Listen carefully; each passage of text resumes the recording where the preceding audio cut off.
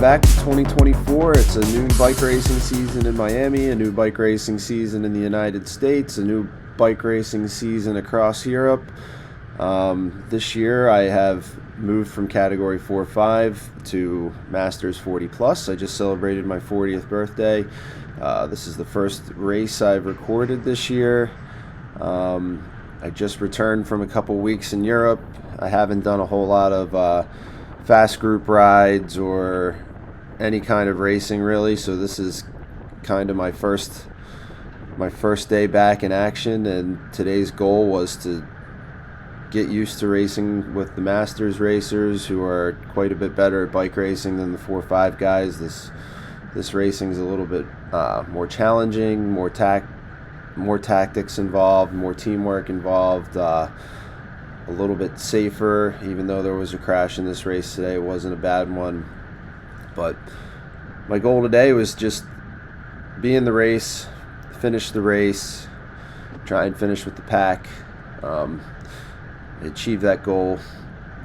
I don't know why I decided to try and follow this guy.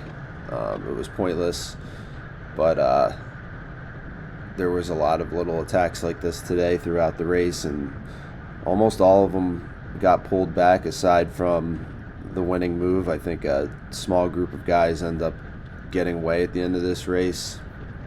I couldn't really tell, I couldn't really see, but I'm just going to take you through about maybe 10 minutes or so of this footage, and not really a whole lot of entertainment today, but I did pick out some clips that I think will at least be a little bit entertaining to watch. I'm coming through the start-finish line. This is Central Broward Park. This is basically an oval. There's no technical sections at all in this course. It's just around and around. The wind in this section was kind of on our face, or maybe like a cross headwind coming from the right. So throughout the race, it would slow down through here, or people would try to attack in here, and then in the back section we had the wind at our backs, and it would get really fast and it would get really strung out every lap. And that was just kind of the repeat pattern of the race. You can see here the peloton's catching back up, and I'm going to try and get in and hold on and hope that I didn't burn myself out in this first lap already. Like, thank God I didn't, but next race I'm going to be a little bit more wise and not follow attack or launch an attack on the first lap. It's stupid. Racing in these 40 plus fields and with these guys that are all, basically category 1, category 2, and some category 3 guys. These guys all know how to race. They all know how to save energy, and you have to be really smart to be successful in this field.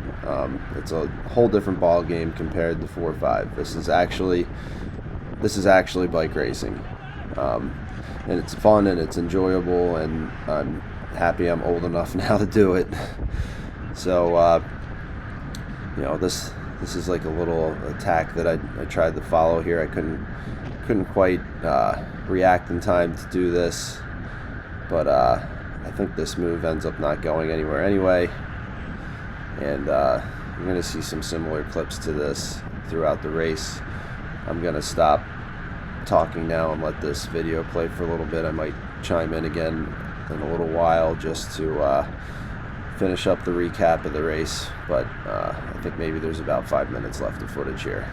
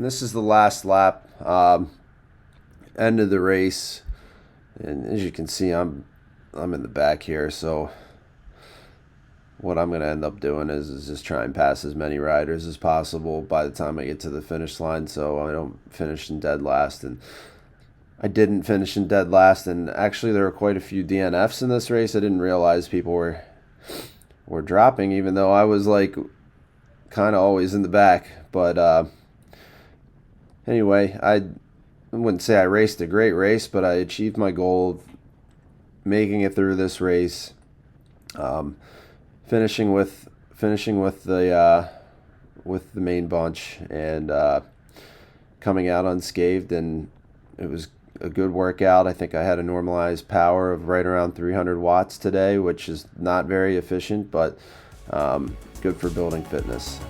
So we'll see you again for Chain of Lakes Road Race, which is in 2 weeks.